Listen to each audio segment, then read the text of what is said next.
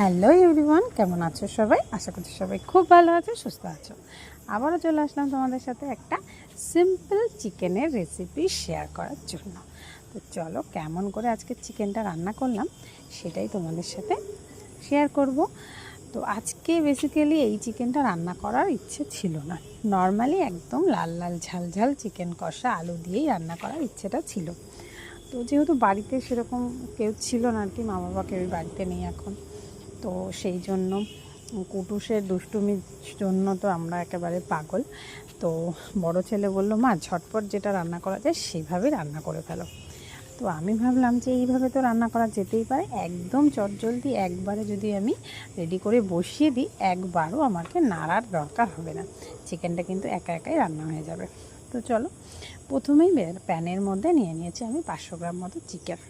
তারপরে কিন্তু আমি দিয়ে নিয়েছি পেঁয়াজ কুচি, আদা টমেটো বাটা, রসুন কুচি, লঙ্কা চেরা, গোলমরিচের গুঁড়ো আর গোটা গরম মশলা, আর পরিমাণ মতো লবণ, 1 চিমটি হলুদ, চাইলে কেউ নাও দিতে পারো, আর গোটা গরম মশলাটা লাস্টে দিয়ে দিলাম। আর দিয়েছিলাম 1 চামচের একটু বেশি সর্ষের তেল। এটা সাদা তেলও রান্না করতে পারো তোমরা চাইলে, আমি সর্ষের তেলেই করেছি। তো তারপরে গ্যাসটা জ্বালিয়ে একদম লো ফ্লেমে দিয়ে পুরো পাক্কা 10 মিনিট কিন্তু ঢেকে রাখতে হবে। তারপরে 10 মিনিট পরে যখন কড়াইটা তুলবে তখন কিন্তু দেখবে চিকেনটা অর্ধেক সেদ্ধ কিন্তু হয়েই গেছে।